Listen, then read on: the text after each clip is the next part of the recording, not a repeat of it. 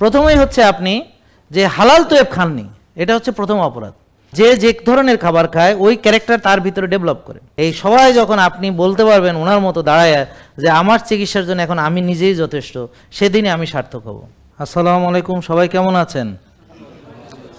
আলহামদুলিল্লাহ, মহান রাব্বুল আলামিনের দরবারে লাখো কোটি শুকরিয়া আদায় করি, তিনি আমাদেরকে এই পৃথিবীতে পাঠিয়েছেন এবং তিনি এই পৃথিবীকে এমনভাবে সৃষ্টি করেছেন এবং আমাদের জন্য উপযুক্ত করে সৃষ্টি করেছেন, এবং আমরা কোন কোন খাবার খেয়ে সুস্থ থাকব, স্বাস্থ্যকর থাকব, সেটা তিনি তৈরি করে এই পৃথিবীতে তবেই আমাদেরকে পাঠিয়েছেন। কতটুকু বাতাস আমার দরকার, কিভাবে শ্বাস নিলে আমরা ভালো থাকব, এবং আমাদের কিভাবে চলাফেরা করতে হবে, কখন ঘুমাতে হবে, কখন উঠতে হবে, এ ব্যাপারে একেবারে পূর্ণাঙ্গ দিক নির্দেশনা আল্লাহ দিয়ে দিয়েছেন। পবিত্র কোরআনে তিনি আমাদেরকে জানিয়েছেন এবং তিনি ওইর মাধ্যমে জানানোর পাশাপাশি তিনি আমাদেরকে প্রিয় নবী হজরত মুহাম্মদ সাল্লাল্লাহু আলাইহি ওয়াসাল্লামকে আদর্শ হিসাবে এবং তার জীবন বিধানকে আদর্শ হিসাবে তিনি এমন একটা দৃষ্টান্ত স্থাপন করে গিয়েছেন যে এটা আমরা সবাই চাইলে ফলো করতে পারি, এটা অনুসরণ করে আমরা সুস্থ থাকতে পারি, রোগমুক্ত থাকতে পারি।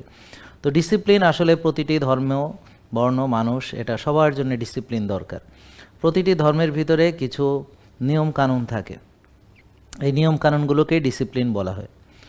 দেখেন, আমরা বর্তমানে বেশি খেয়ে রোগী হচ্ছে, এ ব্যাপারে আপনাদের কোনো সন্দেহ আছে? এখন কেন বেশি খাচ্ছি সেটা বাদ, কিন্তু খাচ্ছি যে বেশি, এতে কোনো সন্দেহ নেই।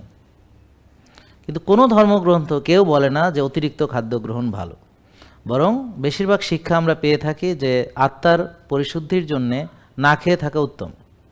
অর্থাৎ আমরা যখন অতিরিক্ত খাদ্য গ্রহণ করব, তো দেখবেন যে হিন্দু ধর্মে আছে উপবাস, আমাদের রোজা, খ্রিস্টানদের ফাস্টিং, তো সবার ভিতরে না খেয়ে থাকা একটা ধর্মীয় হিলিং, স্পিরিচুয়াল হিলিং, এটা যুগে যুগে চলে আসছে। এবং আমরা পবিত্র কোরআনের মাধ্যমে যেটা জেনেছি সেটা হচ্ছে সকল নবী রাসূলের উপরেই রোজা ফরজ ছিল, আমাদের 30টি রোজা ফরজ করা হয়েছে, এটা আমাদেরকে দিনকে পূর্ণাঙ্গ করা হয়েছে। প্রথমেই হচ্ছে আপনি যে হালাল তৈব খাননি, এটা হচ্ছে প্রথম অপরাধ। দ্বিতীয় অপরাধ, অতিরিক্ত খেয়েছেন। তৃতীয় অপরাধ, ওভাবে রোজা রাখেননি, 6 বেলা খেয়েই গেছেন। চতুর্থ অপরাধ, এর বাইরেও আনন্দ ফুর্তি করে খাইছেন। খাবার কিন্তু আনন্দ ফুর্তির জিনিস নয়, এটা একটা ইবাদত। কেন? কারণ প্রতিটা মানুষ খাবার তাকে হিলিং করবে, তাকে গঠন করবে, তাকে শক্তি দিবে। তো খাবারের একটা উদ্দেশ্য আছে। আল্লাহ তাআলা তার কোনো সৃষ্টিকে অযথা অকারণে এবং সেটা নিয়ে মজা ফুর্তি করার জন্য, এই পৃথিবীর জন্য না, আপনি জান্নাতে মজা করবেন, আপনি ওখানে গিয়ে মজা ফুর্তি করবেন, ওখানে গিয়ে আপনি ইচ্ছা মতো খাইবেন, ইচ্ছা মতো খাইবেন আপনি। এইটা ইচ্ছা মতো খাওয়ার জায়গা এই পৃথিবী না, এখানে একটা নিয়ম কানুনের ভিতর চলবে, এবং এই নিয়মটা মানলে ওখানে ইচ্ছা মতো খাইতে পারবেন। স্বেচ্ছাচারিতা, যথেচ্ছাচারিতা, যা কিছু জান্নাতে করবেন, কোনো অসুবিধা নেই। ওটা আল্লাহ বলছে, ওকে যা ইচ্ছা তাই করো, যাও, তোমার কি খুশি যাও করো। এইখানে নিয়ম মানলে ওইটা পুরস্কার। আর এইখানেই স্বেচ্ছাচারী জান্নাতি পরিবেশ তৈরি করলে ওখানে আর জান্নাতেই যাওয়া যাবে না। নাকি বোঝা গেল কথা? নাকি বুঝতে পারছেন? পারেন নাই? কে কে বুঝেন নাই হাত তোলেন। বুঝছেন? জোরে বলেন, বুঝছেন সবাই? সবাই? হ্যাঁ, আওয়াজ দিয়ে কথা বলেন। কেন? যখন বলবো আওয়াজ দিয়ে কথা বলেন, যেন বোঝা যায় আপনি রুগী না, শক্তিশালী। আর যদি তো রুগী, হ্যাঁ, জীবনে ভালো হবে না। তার চলাফেরা, তার বিশ্বাস, তার বসা ওঠা রুগীদের মতো, রুগী থাকবে সারা জীবন, নিজেকে রুগী মনে করে। যার উঠতে বসতে চলতে শক্তি না থাকবে সে তো রুগী, সে তো রুগী, সে তো বিশ্বাস করেছে আমি রুগী, আমি রুগী। হ্যাঁ, সে তো রুগী না তো কি? এখন আগে বিশ্বাস করতে হবে আমি সুস্থ হব, ভালো হব, আমার শক্তি লাগবে, এনার্জি। সেই পজিটিভিটি আপনার না থাকলে ভিতরে আসবে না কোনো। যখনই আপনি বিশ্বাস করে নেবেন যে আপনি রুগী, তো আপনি রুগীই থাকবেন। মানুষের বিশ্বাস সিস্টেম, যেমন হাতিকে ছোট্ট একটা দড়ি দিয়ে বেঁধে রাখছিল ছোটবেলায়, এত বড় হয়েছে, ওরকম দড়ি না, এর চেয়ে বড় শিকল দিয়ে বাঁধলো, এক ধাক্কা দিলে উড়াই নিতে, কিন্তু ও মনে করে যে ওইটা ছুটতে পারবে না, কারণ সে এটা বিশ্বাস করে। তো দড়ি দিয়ে বাঁধা রাখছে, বাঁধা রয়েছে। নাকি বুঝেন নাই কথা? কারণ ওর বিলিফ সিস্টেমে যে না, এ আমাকে বাঁধছে, আমি ছুটে যাইতে পারবো, ও কোনোদিন ট্রাই করেনি। আপনাদেরও তাই, আপনাদের যা বুঝাইছে সেটাই বিশ্বাস করে। আপনি যে রুগী বলে দিচ্ছে ডাক্তার, আপনি রুগী, ব্যাস। এখন রুগীদের কাজ কি? ফাইল, ওষুধ, এই কষ্ট কষ্ট খুলে বলা ডাক্তারকে, ওষুধ খাওয়া, গেলে আরো কষ্ট বেড়ে গেছে, দেখলো বলে শেষ। নাকি? আপনি তো রুগী, আপনি তো মেনে নিচ্ছেন, আপনি তো কখনো মনে করেন আমি রুগী না, সুস্থ। কেন রুগী হবেন আপনি? যে রুগী হওয়ার কোনো কথাই না, কেন রুগী হবে না? সবাই সুস্থ থাকবে।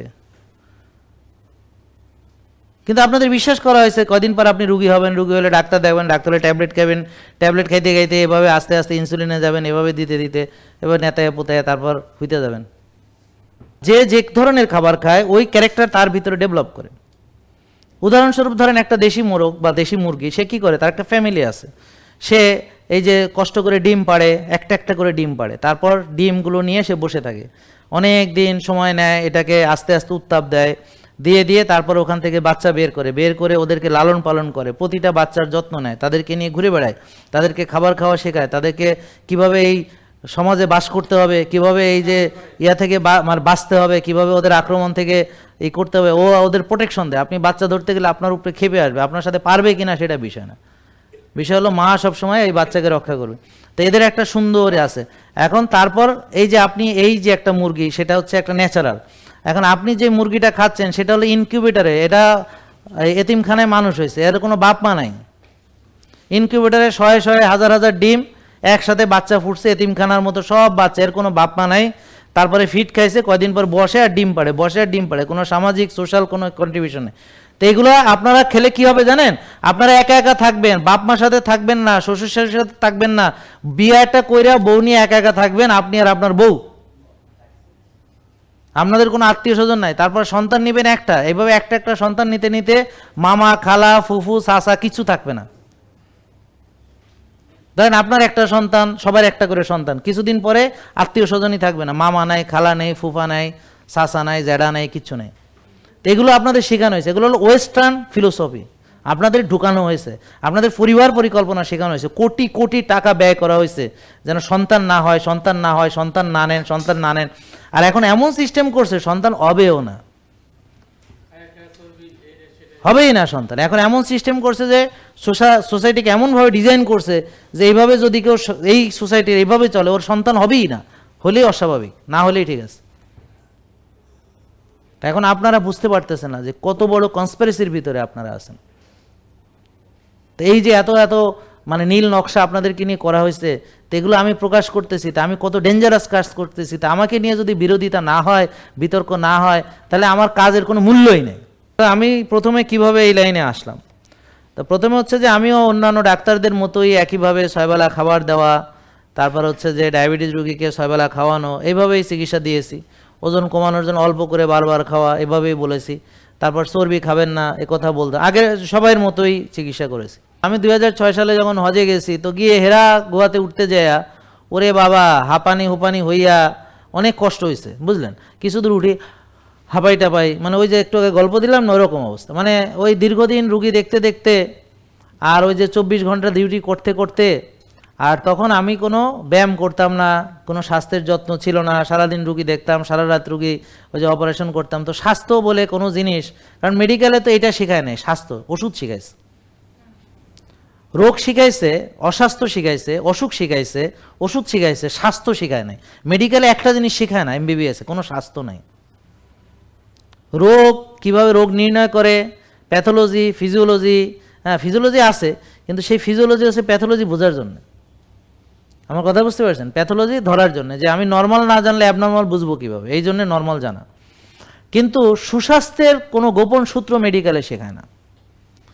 কোনো পুষ্টি সংক্রান্ত যে ইনসুলিন রেজিস্ট্যান্স হলে কি খাবার খেতে হবে, কোন কোন খাবারের ইনসুলিন রেসপন্স কি, এগুলো মেডিকেল কলেজে শেখায় না, এই জন্য ডাক্তার এগুলো জানে না। এটা তাদের দোষ না, তাদেরকে ওভাবে বানায় নাই, তাদেরকে বানাইছে ওষুধ লিখবা, এই রোগের এই ওষুধ, এই সমস্যার এই ওষুধ, মাথা ব্যথার এই ওষুধ, গিরা ব্যথার এই ওষুধ, হ্যাঁ, তারপর বুক ধরফড়ের এই ওষুধ, কলজা কাঁপানির এই ওষুধ, ডায়াবেটিসের এই ওষুধ, প্রেশারের এই ওষুধ, ব্যাস এগুলো।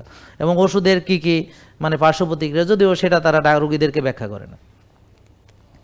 তো এখন আমি 2006 সালে, তো আমি তো ডাক্তার হিসেবে আমি তো ওরকমই ডাক্তার যে ওষুধ দিই, আর সব কিছুতে সমাধান ওষুধ আছে, এবং নিজের গর্বে কোনো মাটিতে পা পড়ে না, কারণ আমরা হলাম এমবিবিএস ডাক্তার। কথা বুঝতে পারছেন? তো এই মানে ওই যে অন্য ডাক্তাররা যে আমার সাথে যে আচরণ করে, আমি ওদের মতোই তো ছিলাম। কথা বুঝেন নাই যে আমি সব বুঝি, আমাদের চিকিৎসায় সেরা, আমি রুগীর চিকিৎসা করি, আমি ওষুধ দেই, রুগীর ডায়াবেটিস কমে, আমি ওষুধ দিই, মানে এই ধরনের একটা মানে নিজেকে ওই যে কয় না নেক্সট টু গড, নাউজুবিল্লাহ, এগুলো তো শিরকের কথাবার্তা, কিন্তু ভাবটা ওরকমই হয়ে যায়। মানে অনেকে তারা অনেকে আমি চিকিৎসা করি, এখন কিন্তু আমি সে কথা বলি না। আমি বলে যে ভাই রুগীর চিকিৎসা রুগী করে, ওই যে ওনার চিকিৎসা উনি করে। হুজুর কইলো না যে আমার চিকিৎসা এখন আমি করতে পারি। ব্যাপারটা বুঝেন নাই? তাহলে এই যে ফিলোসফি চেঞ্জ হয়ে গেছে, আগের মতো নাই। তো কিভাবে হলো? ওই যে আল্লাহ না দিলে কি হতো?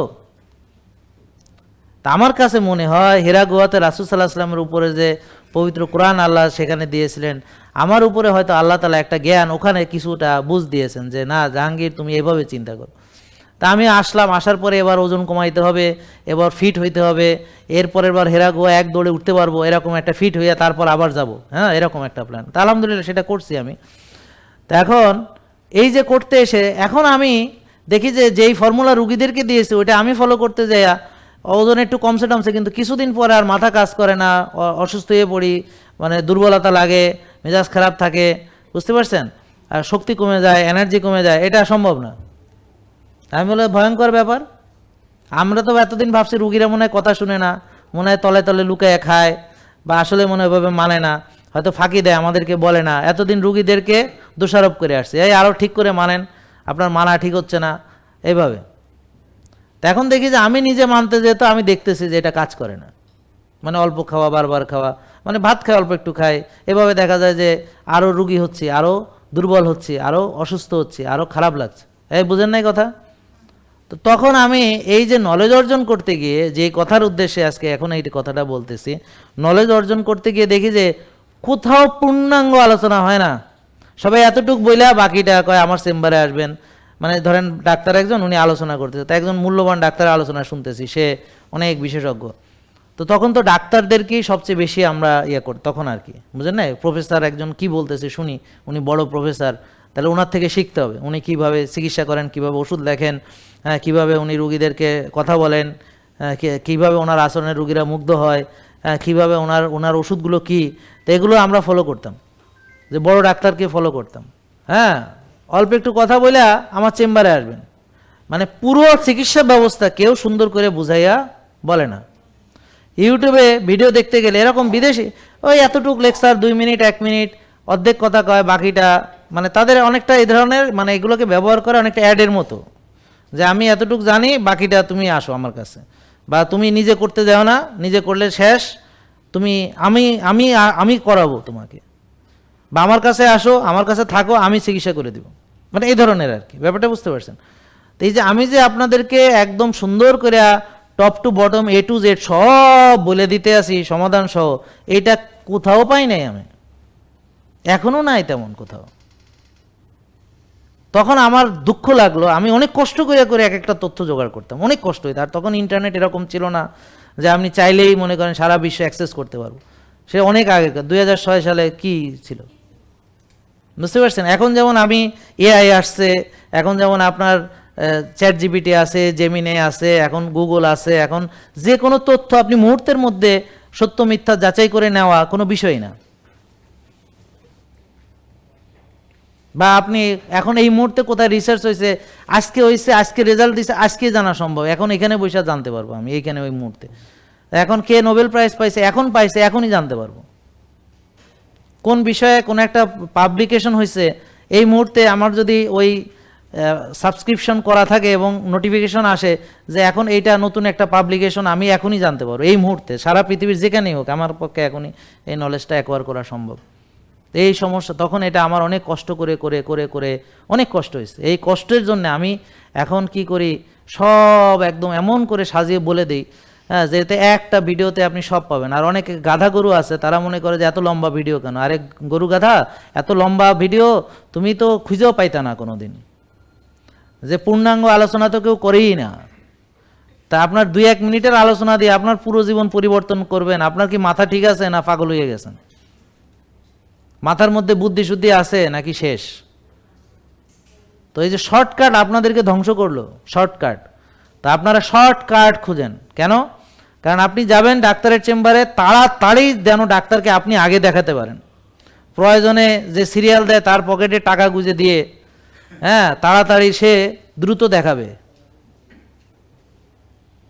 কিন্তু আবার সে চাইবে যে আগের রুগীটা যেন দ্রুত বেরোয় যায়, মানে সে যেন তাড়াতাড়ি ঢুকতে পারে। ওই রুগীকে এতক্ষণ ধরে ডাক্তার দেখে কেন? আর নিজে গেলে আর বেরোতে মন চায় না। মানুষ কীরকম হিপোক্রেসি আপনি চিন্তা করেন, নিজে গেলে বেরোতে মন চায় না, কিন্তু আরেকজন থাকলে এই এতক্ষণ কি দেখে আর এতক্ষণ কি বলে, হ্যাঁ অস্থির। আবার নিজে ঢুকলে আবার হ্যাঁ রে বাইর করতে হয় জোর করে, আর নাহলে হ্যাঁ বাড়িতে চায় না, যে ওখানে মনে হয় থেকে যাবে, পাইলে খাতা কম্বল নিয়ে ওখানে থেকে যাক, যে ও আর বেরোবে না ওখান থেকে। মানে ওর মেলা কথা, মেলা এরকম। তো যদিও এইটা অ্যাভয়েড করার জন্য আমাদের দেশে ডাক্তাররা তেমন কথাই বলেন না, কারণ কথায় কথা বাড়ে, খুব অল্প কথায় যেন দ্রুত রুগীটাকে বের করে যাওয়া 2-3 মিনিটের ভিতরে, বা খুব বড় জোর 5 মিনিট, আর যারা একটু ভালো 10-12 মিনিট, এভাবে যেন রুগীটা তাড়াতাড়ি আরেকটা ঢুকাইতে হবে। তো এখন এই আলোচনার মাধ্যমে আপনি কি শিখবেন, শিখে আপনি কিভাবে নিজেকে পরিবর্তন করবেন, কিভাবে নিজের জীবনকে সাজাবেন, এটা কি সম্ভব কিনা আপনারা বলেন? এটা কি সম্ভব? সম্ভব? তো তাহলে এই যে পদ্ধতি যে পুরোটাই ভুল, সেটা আপনারা তো শিখলেন না, বুঝলেন না এখনো। কারণ আপনি এমন একটা পদ্ধতিতে চিকিৎসা করছেন যেখানে রুগীই থাকে, ওষুধই খায়, ভালো হয় না কোনো দিন। তো এই পদ্ধতিটা ভুল, এর জন্য এতটুকু বোঝাই তো যথেষ্ট। এটুকু জ্ঞান যদি না থাকে তাহলে কি করবেন? তাহলে পুরো সিস্টেমটাই রং, আপনি চিন্তা করে দেখেন। তা আমি এটা একা একা কিভাবে ঠিক করব? পরে আমি এই যে আমার যে আলোচনা, একটা রুগীকে যখন বুঝাই, ভাবলাম এই রুগীটা একা বুঝালাম, তো এইটা আমি একটা ভিডিও করে দিয়ে দিলাম, তো লক্ষ লক্ষ মানুষ এই ভিডিও দেখে তারা ওই পরামর্শগুলো মানলো, মেনে দেখে সে ভালো হয়ে গেছে। কারণ এখানে তো কোনো ওষুধ দেওয়া না, তো ওষুধ দিলে রোগ স্পেসিফিক ওষুধ দিতে হবে, তাই না? এক রুগীকে মাথা ব্যথার রুগীকে পেট ব্যথার ওষুধ দিলে তো হবে না, গিরা ব্যথার রুগীকে পেট ব্যথার ওষুধ দিলে হবে না, বা পেট ব্যথার রুগীকে গিরা ব্যথার ওষুধ দিলে পেট আরও আলসার হইয়া যাবে, ছিদ্র হইয়া যাবে। বোঝেন না কথা নাকি? আলসারের রুগীকে যদি আপনি এখন ওই যে মাজা ব্যথার ওষুধ দেন, তো ওর কী হবে? তাহলে যাই হোক, এখন আমরা যেহেতু ওষুধ দেই না, তা আমি কি বলি, ব্যায়াম করবেন, তো এটা তো বলাই যায়, এটার জন্য তো টাকা লাগে না। আর এটা বললে পরে তো যে কেউ তার সুবিধা মতো, আবার বডি ল্যাঙ্গুয়েজ বুঝবেন, ব্যায়াম করবেন তবে নিজের বডি ল্যাঙ্গুয়েজ বুঝবেন, আপনি কি পারেন সেটা করবেন, যেটা পারেন না করার দরকার নেই, সেফটি ফার্স্ট। তাহলে এই কথাটা বলা যায়। আপনি একটু রোজা রাখবেন, আপনি এই খাবার খাবেন না, এগুলো খাবেন, আপনি এইভাবে ঘুমাবেন, ভোরে উঠবেন, ঘাসে হাঁটবেন, রোদ্রে যাবেন, ইত্যাদি ইত্যাদি। তো এই কথাগুলো বলতে কি কোনো অসুবিধা? এখানে কি কোনো ওষুধ নাকি? তো তাহলে এগুলো যখন আমি বললাম, বলার পরে রুগীরা ওভাবে চলে, কারো ডায়াবেটিস ভালো হয়ে যায়, ধরেন আসছে একটা সমস্যা নেই, ভালো হয়েছে 8-10টা সমস্যা, ধরেন আসছে সে ডায়াবেটিস চিকিৎসা করতে, আইসা দেখে যে ডায়াবেটিস তো ভালো হয়েছে, সাথে অ্যাজমা ভালো হয়ে গেছে, সাথে চুলকানি ভালো হয়ে গেছে, হ্যাঁ, সাথে অন্যান্য আরও 10-12টা সমস্যা, এগুলো ভালো হয়ে গেছে। আবার উনি আসছে ওজন কমাইতে, একজন ওজন কমাইতে আসছে, একটা মেয়ে, ও একজন বিচারকের বোন, তা ও ওজন কমাইতে আসছিল আর কি। তো ওজন কমে যায়, দেখা গেল 12 বছর বাচ্চা হইতো না, এখন বাচ্চা হয়ে গেছে, টেরই পায় না। মানে যদি কেউ আমরা যেভাবে বলি সে যদি ফলো করে, তার শরীর হবে একটা স্বাভাবিক সুস্থ মানুষের শরীর, যেখানে কোনো রোগ থাকবে না। তো সে ইজিলি কনসিভ করবে, ইজিলি বাচ্চা হবে, তার শক্তি, সামর্থ্য, এনার্জি সব ঠিকঠাক থাকবে।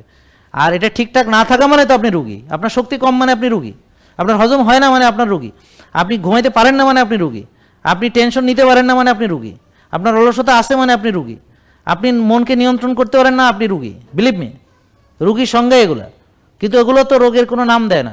রোগের নাম হলো ডায়াবেটিস। আমার কথা বুঝতে পারছেন? তো এটা তো রোগের নাম না, যে শক্তি কমে গেছে, তো কী রোগ, নাম কি, what is the name of that disease? শক্তি কমে গেছে। কিন্তু যে কোনো রোগ, আপনার যে 60-70টা রোগ, তার শুরুই হয় শক্তি কমার মাধ্যমে। যখনই দেখবেন আপনার শক্তি কমে যাচ্ছে, বুঝবেন যে আপনি রুগী হওয়ার জন্য হাঁটতেছেন, আপনি এখন রুগী হওয়ার দিকে চলে যাচ্ছেন। যখনই দেখবেন আপনার হজমের সমস্যা, আপনি এবার রুগী হবেন, বড় রুগী হবেন, যত দিন যাবে বড় রুগী হবেন। যখনই দেখবেন আপনার ঘুম ঠিক মতো হয় না, বুঝবেন আপনি বড় রুগী হবেন। এইভাবে আপনার যত দিন যাবে, ভাই আপনি আসতে চাইছিলেন, আসেন এখন, হ্যাঁ, যত দিন যাবে তত আপনি বড় রুগী হবেন। তাহলে এই যে নিয়ম মানতে বলা, এটা তো সবার পক্ষে মানাও যায়, এটা বলাও যায়, এটা তো কোনো ডাক্তার লাগে না। ভাই আপনি ব্যায়াম করবেন, এখন ব্যায়াম করার জন্য কি ডাক্তার লাগবে? ভাই আমাকে লাগবে আপনাকে ব্যায়ামে যেতে হলে। আপনি হাঁটবেন সকালে, তো এর জন্য ডাক্তার লাগবে। ঘুমাবেন আর্লি, এর জন্য ডাক্তার লাগবে। খাইবেন একটা ভালো জিনিস, এর জন্য ডাক্তার লাগবে। রোজা তো সারা জীবন রাখছেন, এখনও রাখবেন, নামাজ মসজিদে পড়বেন। তা আমি যেই পরামর্শগুলো দিই, এগুলো তো ডাক্তারি পরামর্শ নয়, এগুলো তো জীবন আচরণ, লাইফ স্টাইলের পরামর্শ। এটা তো এমন না যে আপনাকে আমি ওষুধ দিতেছি যে ওষুধ খাবেন। তাই ওষুধ দিতে হলে তার হিস্ট্রি জানতে হবে, ওষুধের অ্যাকশন রিয়াকশন বুঝতে হবে, তার রোগ বুঝতে হবে, কতটুকু ডোজ অ্যাডজাস্ট করতে হবে, তাহলে এটা তো আর আপনার মোবাইলে দেওয়া যায় না, নাকি বুঝেন নাই কথা? আর আমাদের চিকিৎসার ভুল নাই এই কারণে যে আমাদের তো কোনো চিকিৎসা না যে ভুল হবে কেমন, ওষুধ দিলে না ভুল ওষুধ দেওয়ার সুযোগ আছে, ডোজ বেশি কম হওয়ার সুযোগ আছে। এখানে তো ভুল আমার না, ভুল আপনার। আপনি হয়তো মানতে ঠিকমতো পারতেছেন না, অথবা বাড়াবাড়ি বা ছাড়াছাড়ি করতেছেন। আপনি হয়তো মাজা ব্যথা, আপনি দড়ি লাফ দিয়ে মাজা ভাঙলেন, এটা তো আর আমার দোষ না। আমি তো আপনার বলি নাই যে আপনার মাজা ভেঙে ফেলতে হবে। আমি বলছি যে মাজা ভেঙে ফেলতে হবে আপনার ব্যায়াম করে? আমি তো বলছি যে মাজার রুগী যার মাজা ব্যথা সে তো নিজের বডি ল্যাঙ্গুয়েজ, সে মাজা বাদ দিয়ে অন্য জায়গার ব্যায়াম করবে। আর মাজার ব্যায়াম আছে সেগুলো শুয়ে বসে করতে হয়, সেগুলো করবে। তা আমি তো তাকে শিখাইছি, এখন সে না বুঝে যদি লাভ দিয়ে মাজা ভাঙে, এটা কি আমার দোষ? কয় স্যার আপনার সাথে আমিও লাভ দিয়েছি, আমার মাজাটা ভেঙে গেছে। তুমি কি আমার মতো লাভাইতে পারবা? তাই না? আপনারা সবাই কি এখানে আসেন যারা আমার সাথে এক লাভ দিতে পারবেন? আপনারা সবাই তো তাহলে তো সবাইকে এক, তাহলে আপনি আপনার যা পারেন সেখানে নিজের বডি ল্যাঙ্গুয়েজ বুঝে আপনি করবেন। তার মানে এখন আপনার মাজা ভাঙছে, এটা কি আমার দোষ? তা আপনি পারেন না হাঁটতে, দিছেন লাফ, কথা বুঝেন না?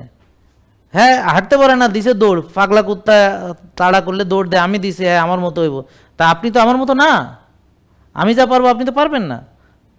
আমি করে দেখাচ্ছি যে এটাও করা সম্ভব, আপনিও পারবেন, তবে এইভাবে পর্যায়ক্রমে আপনাকে আসতে হবে, তাইলে না পারবেন। তা আমি এখন টেনিস খেলি, আমি কেবল আমি ব্যাট ধরাই এখনও ঠিক মতো শিখে নেই, তা আমি কি রজার ফেদারারের মতো মারতে পারবো নাকি? তা না, আমি যদি মনে করি যে আমি একদিনে রজার ফেদারার হয়ে যাব, তাহলে কি এটা সম্ভব? ও হলো একজন বিশ্ব চ্যাম্পিয়ন, বিশ্বসেরা, ও অনেক বছর সে চ্যাম্পিয়ন ছিল। হ্যাঁ, তো তার মতো হইতে হলে আপনার পুরো জীবনে খালি এই টেনিসময় হইতে হবে, এছাড়া হবে না। তা আমার পক্ষে এখন সব ছেড়ে দিয়ে এটা করা সম্ভব? তো এই জন্যে আপনারা কি করেন যে ও এমন করতেছে আমি এরকম করতে হবে, এগুলো কোনো কথা না। ওটা করা মানে বোঝাচ্ছে এটাও করা সম্ভব। তাহলে ও এতখানি করতেছে, তুমি অন্তত হাঁটো, এটা আর কি, যে তুমি কিছুই করো না। কথা বুঝতে পারছেন? জেকে লাইফস্টাইল, ওষুধ মুক্ত সুস্থ জীবন।